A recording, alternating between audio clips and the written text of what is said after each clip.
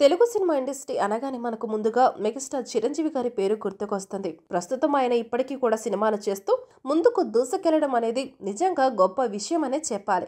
ఇక ఎప్పుడైతే ఆయన సినిమా ఇండస్ట్రీకి వచ్చాడో అప్పటి నుంచి ఇప్పటి వరకు తెలుగు సినిమా ఇండస్ట్రీని ఏక ఛత్రాధిపత్యంతో ఏలుతున్న ఏకైక హీరోగా కూడా గుర్తింపును సంపాదించుకున్నాడు.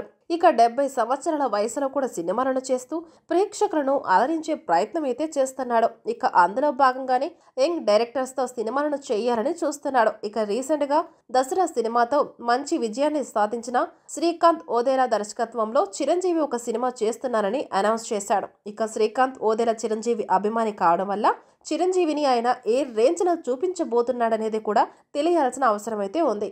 ఇక ఇతనితో పాటుగా అర్జున్ రెడ్డి సినిమాతో తనకంటూ ఒక స్పెషల్ ఐడెంటిటీని క్రియేట్ చేసుకున్న సందీప్ రెడ్డి వంగ దర్శకత్వంలో కూడా ఒక భారీ బడ్జెట్ సినిమాని చేయడానికి చిరంజీవి గ్రీన్ సిగ్నల్ ఇచ్చినట్లుగా తెలుస్తుంది.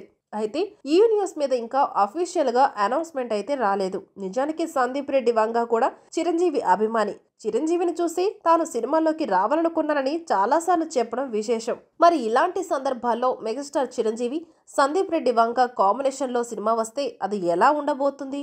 ఇప్పటి వరకు బోల్డ్ కంటెంట్ తో సినిమాలను చేసిన సందీప్ వంగ ఇప్పుడు ఎలాంటి సినిమాని చేయబోతున్నాడనేది తెలియాల్సి ఉంది.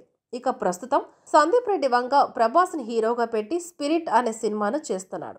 ఇక ప్రస్తుతం తాను బిజీగా ఉన్నట్లుగా తెలుస్తుంది. మరి ఈ సినిమా ఎప్పుడు సెట్స్ మీదకి వెళుతుంది అనే విషయాల మీద సరైన క్లారిటీ అయితే లేదు.